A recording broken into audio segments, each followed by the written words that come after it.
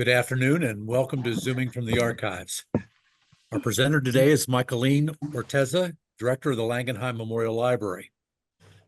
All of us remember time spent in the library, whether it was in the stacks studying alone or at a table with friends, which often ended up being less than productive study time.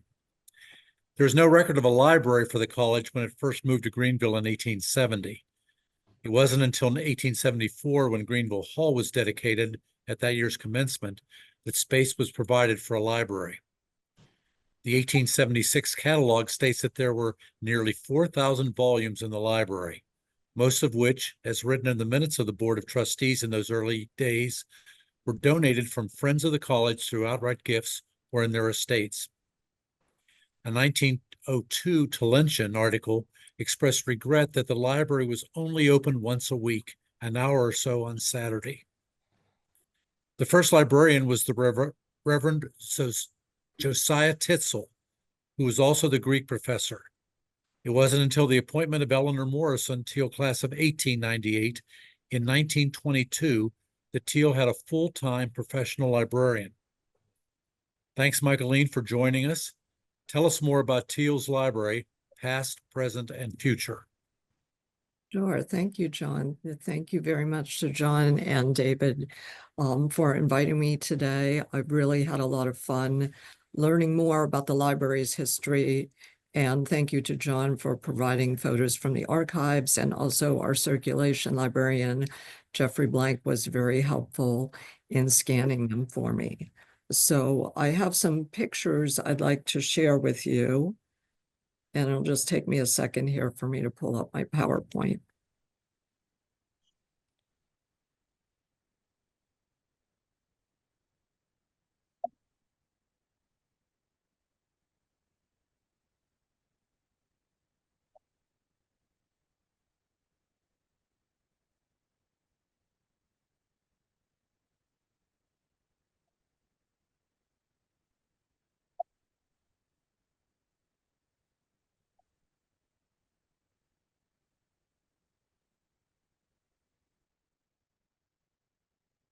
Okay, can everyone see that? Yes? Yes. Okay, great. So we'll get started. Thank you for your patience. Let me tell you quickly a little bit about myself, although this is mainly about the library. I've been here at Thiel since 2020. I started out as a circulation librarian and then became the cataloging and reference librarian 2 years after that. And last year I was the interim director, and since January, I've been director of the library. Before that, I worked as an indexer for Alexander Street, which is a division of ProQuest, doing database indexing for things like journals that we have in library databases.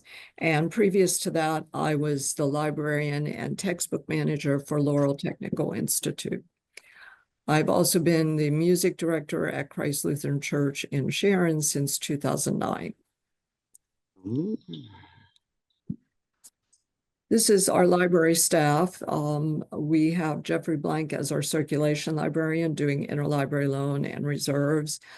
Nick Cerrone is a librarian doing cataloging and book processing. He's also the nephew of a previous library director, Douglas Cerrone.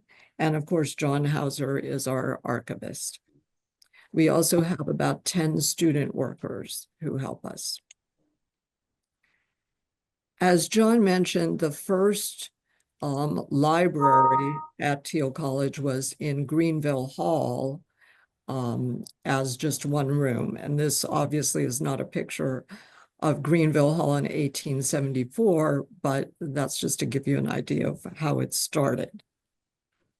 The library then moved to Road Hall, and this is a picture undated, but probably in the late 1800s, early 1900s, of the library on the second floor of Road Hall.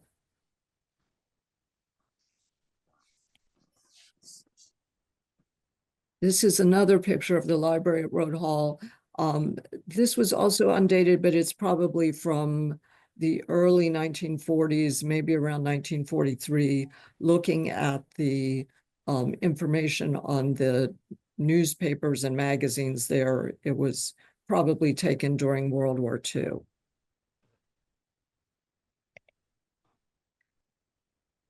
This picture is from 1948. Again, the library is still in Road Hall at this time. Students using the card catalog, which we might be familiar with from many years ago. Here's another picture also from 1948, students studying in the library in Road Hall. And you can see how the library has grown at this point. One thing that I think is very interesting as you look at these pictures is that we're so accustomed now to technology.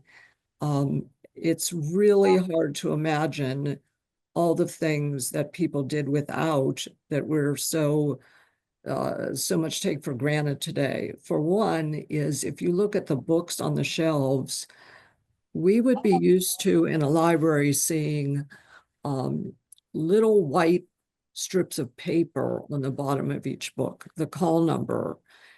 And today those are put on with adhesive labels and an adhesive cover is put over them. But if you look at the bottom of these books, you don't see those, and that's because there were none at that time. And librarians at that time would write the call numbers on the bottoms of the spines. And you can sort of see that in this picture, that you can tell that there's something at the bottom of the spine. And in fact, in library schools of that time, and even all the way up through probably the mid-20th century at least, part of librarian training was in something called library hand, and it was a specific way of writing that librarians had to use so that things like call numbers could be legible on spines.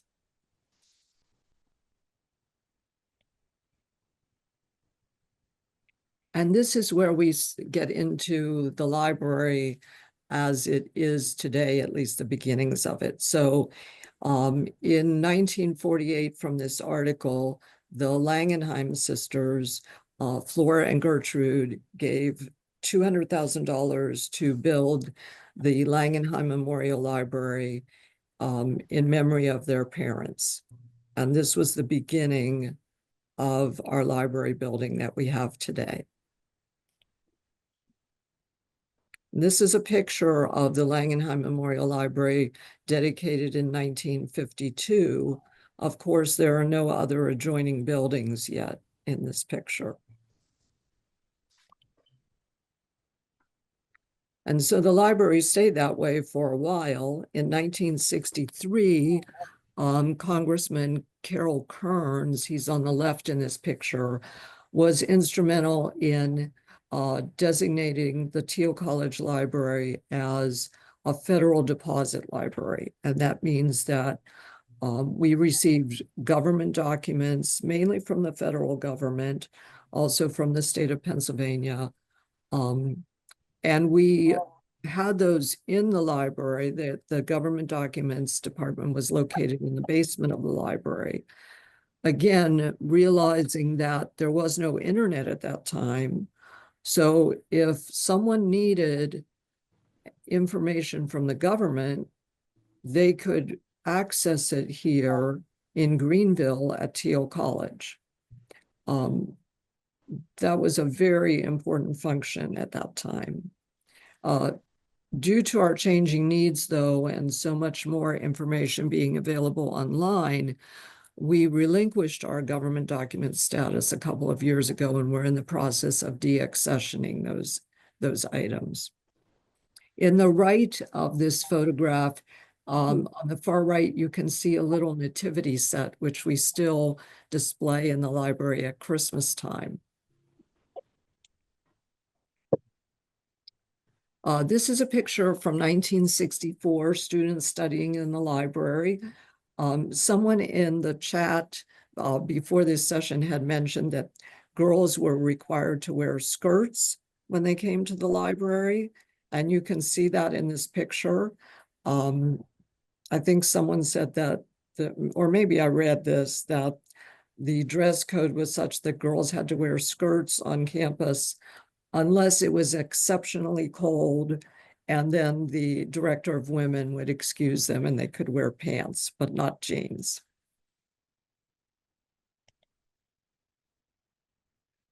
In 1971, the Academic Center was added, and it connected the Roadhouse Science Building to Langenheim Memorial Library, and it became this one large building as we know it today.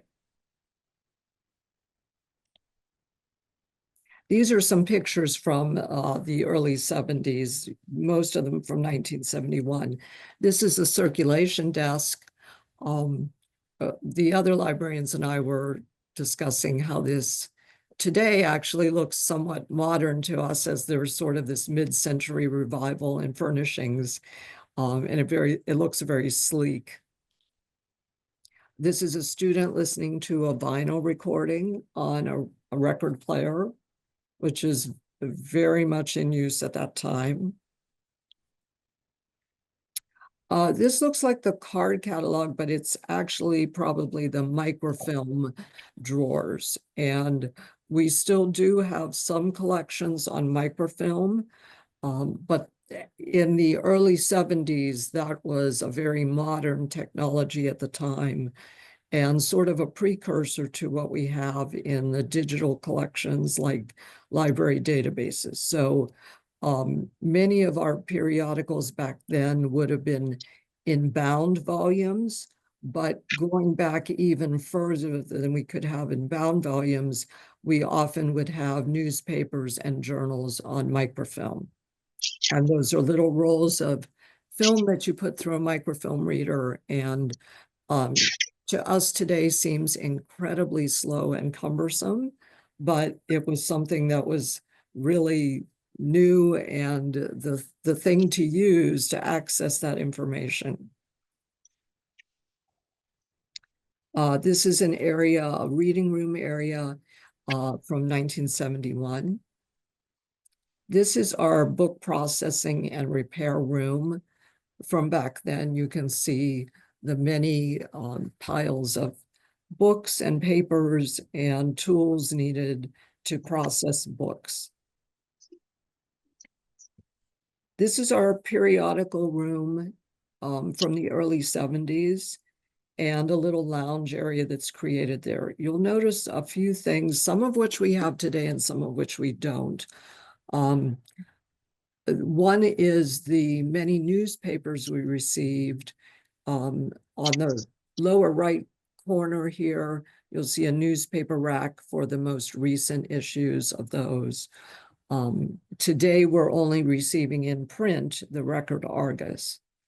You'll also notice that these magazine and other periodicals like scholarly journals are on these shelves that are slanted. And what you would see there is the most recent issue that's facing out, but then you could lift up that slanted shelf and under it would be previous issues. So you could see the older issues for maybe a year or two. And then toward the very back of this picture, you can see a little bit would be the bound journals. So when we had collected a few years of journals, we would send them to the bindery and they would be put into one volume to be stored a little bit more easily on the shelves. In 1983, the Lorne Ash Learning Center was dedicated. Lorne Ash was had attended Thiel and was involved with the school for many years.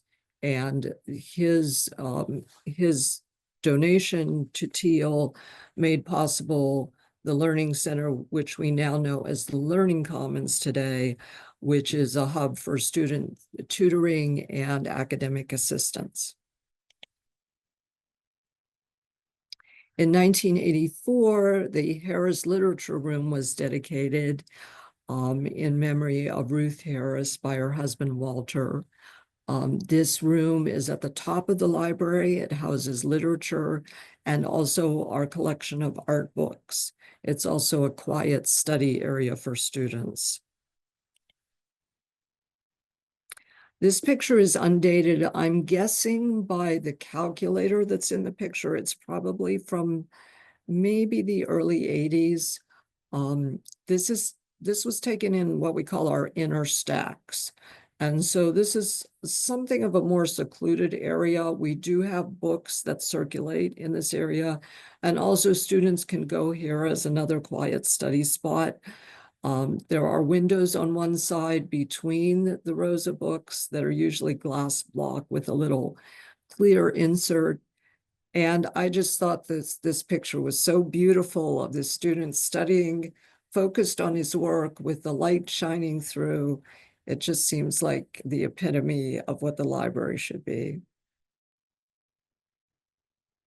In 2008, the library began the Library Research Awards to recognize students who had done research at the library.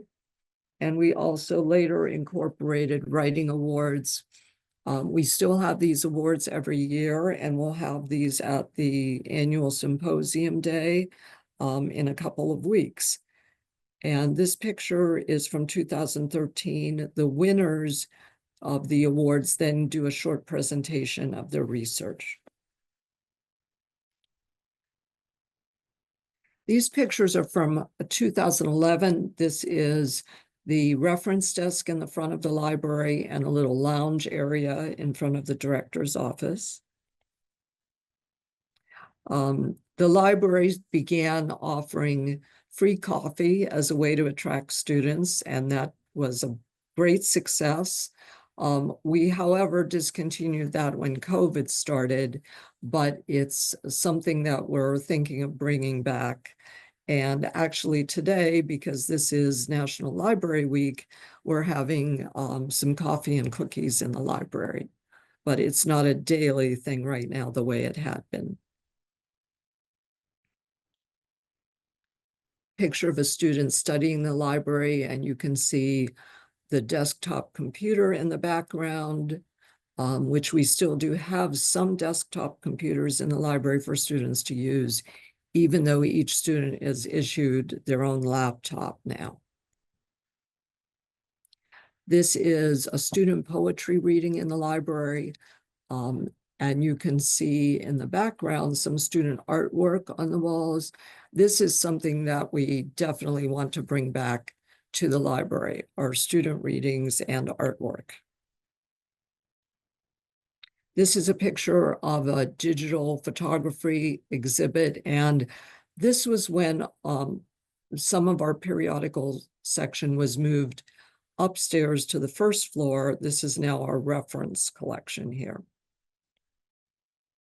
This is a student worker at our circulation desk in 2011. Student workers have been helping us through the years. Here are some pictures from the library today. We're very focused on getting new materials and promoting them. So we have a new bookshelf at the front of the library when you enter. This is one of our student workers, Kat. These are some students studying in our main study area on the first floor. This is our reference collection that we've reorganized a little bit. This is on the first floor also. This is part of the Learning Commons. These are students tutoring. The Learning Commons is no longer under the directorship of the library. They have their own director, but they are located in the same space as the library, just to the right as you walk in the front doors. Students do tutoring there. We have peer tutors. It's been a very successful program. These are some students doing research on African-American history at Thiel in the Thiel archives. And John has been very helpful working with professors and students as they do research in there. This is our Thiel author collection. This has been growing over the years. We had these books shelved in our regular stacks and decided to bring them out as a separate collection. And these are on the first floor of the library. Thiel authors are alumni, honorary alumni, faculty, staff who have some sort of publication. And it's really wonderful to see the various talents of Thiel alumni and other people associated with Thiel, and all the different subject areas. There's everything from poetry to bear trapping to winemaking, to scholarly articles on economics and so on. It's just amazing. And we have a special Thiel College sticker that goes on those books. And it's just really been very enjoyable to work on that collection. This is our STEAM room on the second floor of the library. This was dedicated in 2022. Students from the honors program worked on designing this room and creating it. We have items in this room that try to spur creativity in various technical pursuits, as well as artistic pursuits. So there are all sorts of things, from books to little scientific instruments to artwork and crayons and coloring books and pencils. Students love to come in here and relax and also do some creative work.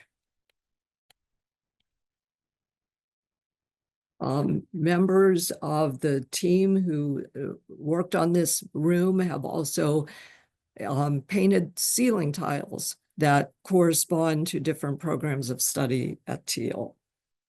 So it's a really colorful room. Our children's literature room gets a lot of use from education students. It's one of our most used collections. And a few years ago, we reorganized it so that we could put books according to their genre. And we've also added a graphic novels collection in there too. This is part of our periodical section on the bottom floor of the library as it looks today. We've removed a lot of our periodicals because we now have them in electronic form in our library databases, but many of our older periodicals we've kept for historical reasons. So we have bound issues of things like Time magazine. This is our second floor stacks, just a little area where students can sit and study or use a table. This is the Harris room with a little place to sit. We also have some empty rooms that we use as student study rooms. Students can reserve these if they'd like. They can also be areas for group study. A lot of times students like to work in groups. We do like to think that they're getting work done there, and they usually are. They quiz each other to prepare for finals and things like that. So this is one of our study rooms on the bottom floor of the library. And most of our study rooms have a whiteboard. Students really love to use the whiteboards. Here's an example of another whiteboard that students have written notes on. It's really encouraging to go around the library and see the students' work and their notes on whiteboards all through the library. These are some of the facets of the library that I like to think about as we're sort of organizing our plans for the library. The Tom catalog is our digital version of the card catalog. It's online. It includes not only our books, but also articles from our databases. We also have a separate database page. So if students want to go right to a specific database, they can. And again, databases include mainly the things that you saw in the former periodical section. So journal articles, but also things like ebooks, short videos, pictures of art. We also have a Moodle page, and Moodle is our learning management system. So students can have courses in Moodle and submit assignments there. We actually have a library page in Moodle, and we have in there links to our Tom catalog and databases, but we also have all the handouts that we use in our library instruction. So librarians can go to classes and teach students about how to do research, and then we put that information on our Moodle page so they can come back to it. As I mentioned, we have study rooms, and then our librarians are always ready to give reference help. Some things that we are thinking about for the future of the library. One big project that we will eventually embark on is taking our government document space in the bottom of the library and eventually using it for our new archives, which will be the John Hauser archives. And so you can see this space will still need a lot of work before that happens. This is a small display we have of furniture from the Henry Warren Rote collection in the bottom of the library. And this is something that I sort of use as an inspiration for what our archives might hold down there someday. This is a part of our Lincoln memorabilia collection that we also have on the bottom floor of the library. Again, I'd like to see displays like this in our archives. Another thing we're working on is building up our digital collections. This is a picture from one of our digital collections about the civilian pilot training program here at Thiel during World War II. And this is a picture of Frances Beck Titzel of the class of 1942. I don't know if you can tell from this picture, but she's actually standing on an airplane, which she learned to fly. There were students at Thiel who took part in a government program to become pilots to help in the war effort. And so we have pictures on our digital collection of those. If you go to our library website at thiel.edu/library and go to the archives page, there's a link there to our digital collections. And we have a few now, but we're really trying to expand that. So some activities we're thinking about for the coming academic year. One thing I'd really like to have our librarians do is some mini instruction sessions, both during the day and in the evenings, on using the library, things like databases, the catalog, creating citations, doing research. We'd like to have at least one author lecture or reading. We already have some ideas for that. Again, I'd like to bring back student readings and showcasing student art. And we already have some clubs in the library. We have a book club in the library that meets regularly, but I'd like to get some other clubs involved, like chess, maybe Legos. I noticed a lot of adults are back into Legos now. And we've talked with students about having a library club as well. Also, I'd really like to work on this over the summer on revamping the library website. I think it can give us access to a little more information than it does now, and expanding our library Moodle page. Of course, we're always adding new books, and I'd like to be adding some new databases for student research as well. So thank you very much for listening. This is my contact information if you ever want to reach out. The library is also on Instagram at Thiel_library. And remember to check our library website for updates. It's thiel.edu/library. I'd be happy to answer any questions that people might have. I have one. Yes. Why did Thiel decide to eliminate its government documents repository? There were a lot of reasons for that. I was not part of the decision-making process specifically because I was not as the director at that time. But one of the reasons, as I think I mentioned, is that there's so much government document material online now. Not all of it is online, but there is quite a bit online. Another reason was financial, that we felt that we could use the librarian time more purposefully if we use that position for more student-focused library help. And then, of course, we're also trying to save some space in the library. So those were some of the reasons that we did. It is very difficult to not have that section anymore. But I think our goal is to always think about what do students really need? And we wanted to turn our focus more toward materials that were more in line with the subjects that they're studying. If I could add 2 comments, please. Yes, yes. First of all, I'm the one who put the comment about wearing the skirts to the library. Oh, thank you. But I'm also had to wear skirts to dinner.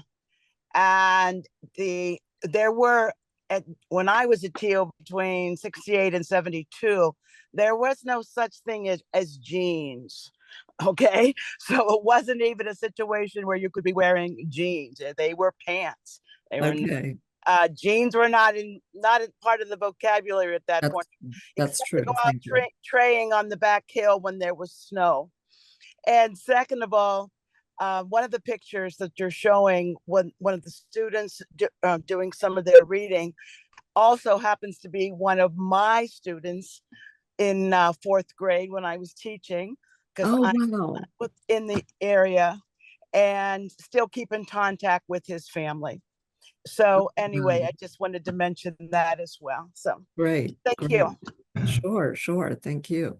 Sally, things changed incredibly because they frowned when I wore a skirt to the cafeteria. So That's right. You couldn't go to dinner. Well, Sunday dinner definitely wasn't even dress up. I mean, that never changed. After sophomore year, we were allowed to wear the pants or whichever, for classes and whatever. But it was still Sunday dress up. Sunday noon was still having to dress. You couldn't get in there without a skirt or a dress on until, as I said, sophomore year, things started to change. And that's when, we went kind of cut back on the chapel requirements and all those, some of those things started changing back then, but that was about it. Yes. Wow. Excuse me, could you comment on upcoming construction and remodeling projects for the library? Yes, thank you. We are in the early stages of planning renovation for the first floor of the library.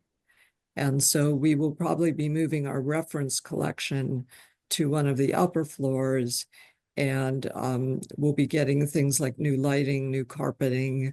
We're hoping to have a small alcove area in which students can have things like sandwiches or coffee brought in from the AVI food service here on campus.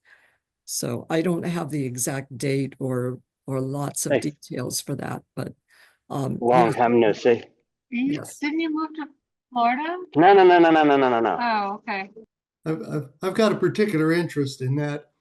When I was at Thiel, my wife was at Thiel. She worked at the library, and we're having that main study area on the first floor named in her honor. Oh, okay. So Wonderful. Thank you. We're very excited about this. And we're looking forward to it. We really are. The update will be very welcome. Michelene, can you talk about the Moodle page? I think most people are not familiar with that, and it's not one that they can access. It's just for Thiel people. Is that correct? Yes. And I would say it's not something that looks very fancy. It just has links to, for instance, if you're in a class, and a professor wants you to submit an assignment, you can upload it to the Moodle page. You can, thank you about the amazing photos. Yes, they're great from our archives, especially. I'm sorry, you can upload it to the Moodle page. Professors can, for instance, share maybe an article that they want students to read on their Moodle page. And so what we've done is we've linked to basically much of what's on the library website, but then when it comes to things like what you would think of as a handout in school, like a page that's just a copied piece of paper that has information about library research. We put those on our Moodle page and students can look at them that way. So I always tell students, if I'm giving you this paper, if you lose it, don't worry about it. It's in Moodle. Just look for the library webpage and then look for the title of your class that you're taking and you can find it there. So it's been very helpful and it's a little bit easier for us to manage than using the library website for things like that.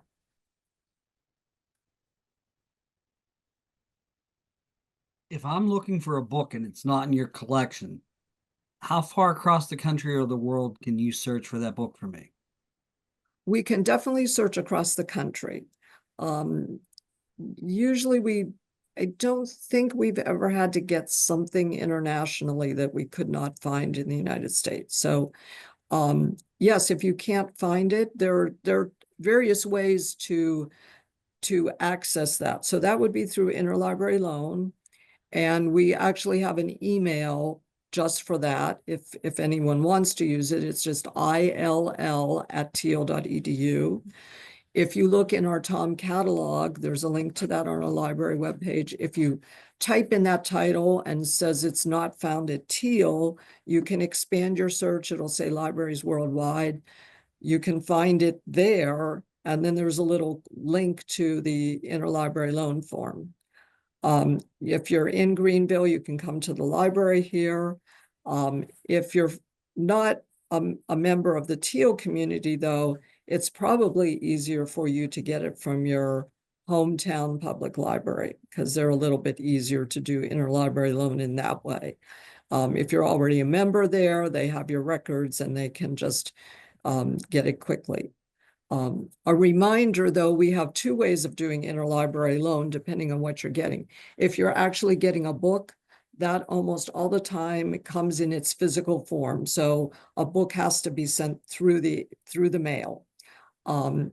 If you're getting something like you just want an article, often those are sent electronically. And so you can imagine that we get articles more quickly than we get books. But they both work, and we really love having interlibrary loan because it gets materials that we are just not able to have everything here.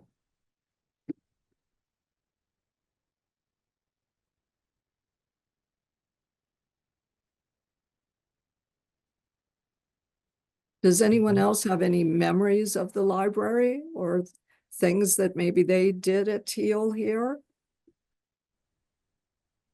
It's very Not that we can say in public. okay.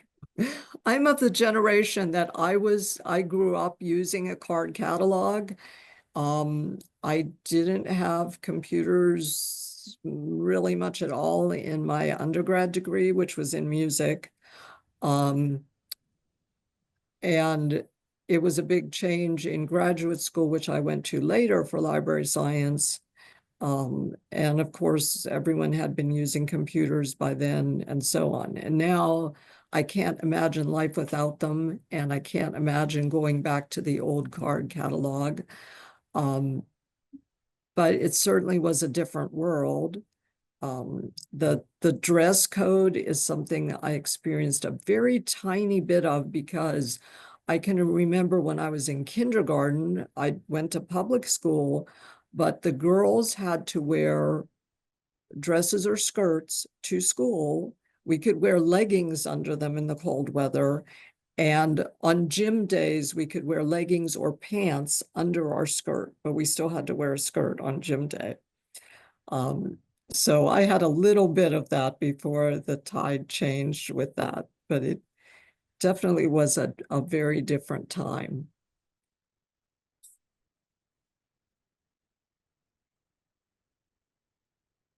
What is the usage of the library? The usage, that varies because we count our usage in different ways. So we probably average about 25 or 30 students each day coming to the library. We also have a lot of students coming through the library since now we connect so many different buildings, and we also have the Learning Commons. So students walk through the library even if they're not stopping to actually use the library. We have many more students that are using our electronic databases. And so we have ways to track that usage as well as tracking usage of our Moodle pages. So we could have a few hundred students using databases. Depending on the time of year, that could be per week or per month, depending on when it is. So we are really trying to build back library usage in all aspects, but especially with our books. And we're trying to get new books that really cater to what students need today and really updating our collection. So I think though that the general status of most academic libraries is that probably most libraries are about 60 to 70% electronic materials, and the rest are going to be physical materials like books. So it's definitely more electronic, but there's always a place for books too. I see some questions here. Let me see if I can go back and answer those. Okay, so, oh, I'm sorry, John, go ahead. No, I was going to say, Judy want to know what the hours were for the library. Yes, the library hours. Currently, they are Monday through Thursday, 8 a.m. to 9 p.m. These are on our website too, by the way. Monday through Thursday, 8 a.m. to 9 p.m. Fridays we're open 8 to 4. We're closed on Saturdays, and Sundays we're open 4 to 9 p.m. But we have little times when those differ, which will be coming up for the Easter break. We'll have different hours for a few days, and we always post those on our library website. And then asking about, does the library subscribe to things like Libby or Overdrive or Hoopla? No, we don't. We do have something of a version of that. Most of those platforms are used by public libraries, although not all. We do, however, have ebooks accessible through our catalog and through our databases. A few of those ebooks will have an audio format to them, like you might find in Libby or Overdrive, but most of them are just to be read on a screen.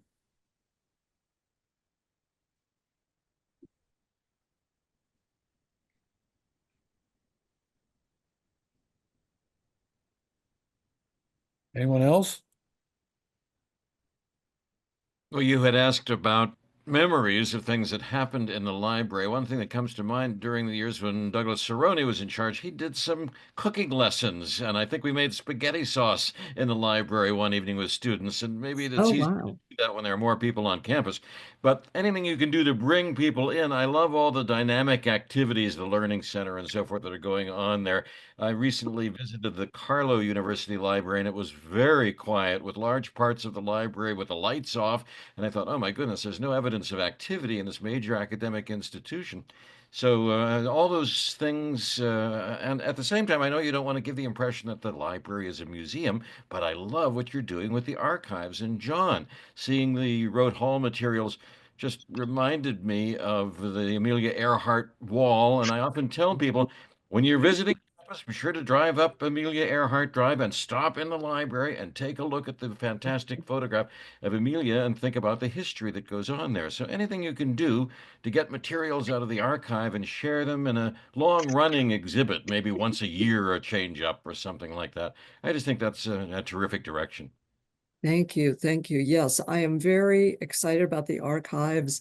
If I could go back and do things over again, I probably would have been an archivist. I just really love the history there. And I think that so many people, like you said, can really connect with it. There are things that we don't know about Thiel that are just wonderful and amazing, like the Amelia Earhart or the Mr. Rogers connection, things like that. And then there are just amazing things that happened at Thiel, like things during the Second World War. We have projects done with veterans that one of our professors has worked on. So it's just a rich treasure trove, and John has done a great job in collecting and organizing things. So I'm a Thiel alum. I am the class of '09, and one of the things I remember about the library and about Thiel is I was just in the bank here in Mason, Ohio. I mentioned to the bank teller that Mr. Rogers has a connection to Thiel.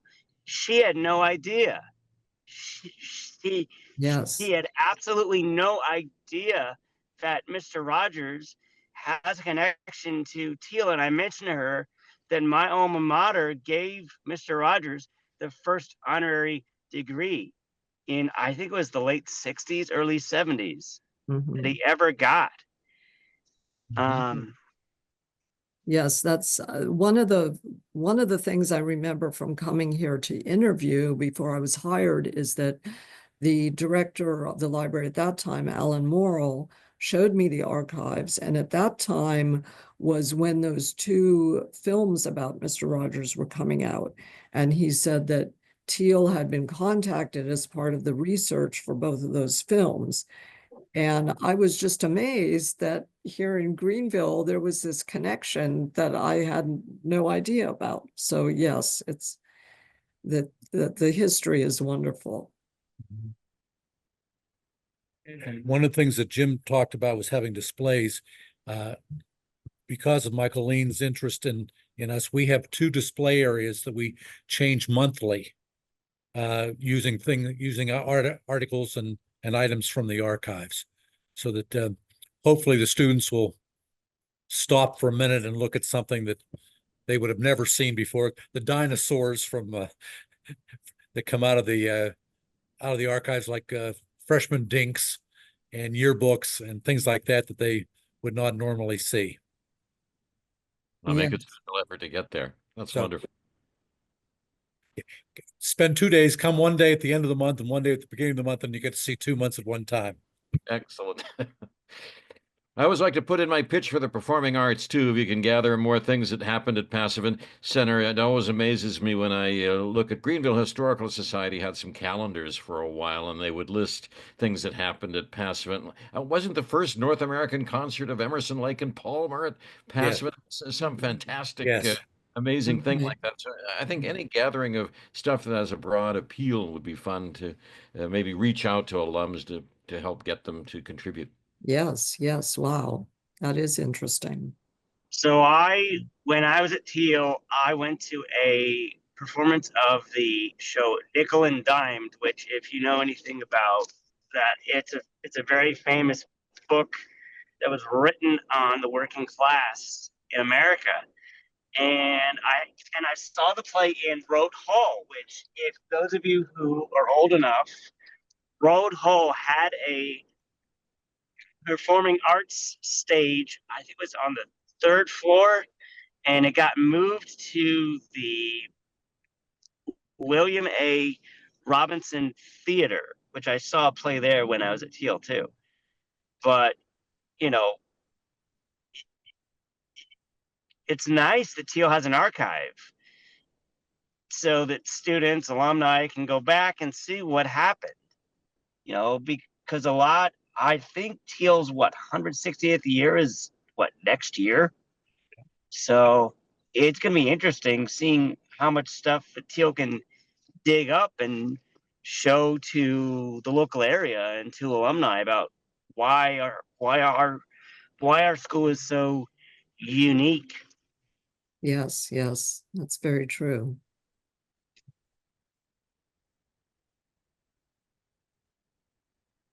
And they did a fantastic display at homecoming last year of Tommy's 100th birthday.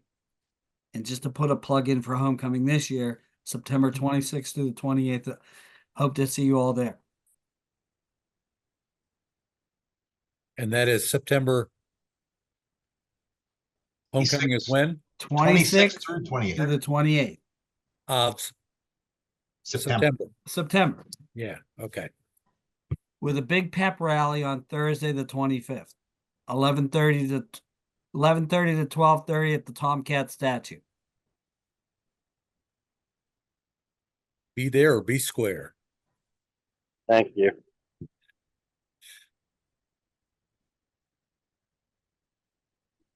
Okay, well, thank you. Thank Michelene for joining us, and thanks all for being a part of today's Zoom call. And this is the last one for this academic year. And in just 1 month, we will be welcoming another 162 to our alumni ranks as the class of 2025 walks across the stage at the Passman Center. We'll be back in September with another edition of these Zoom sessions. And until then, have a great summer. Thank you. Thanks, everyone.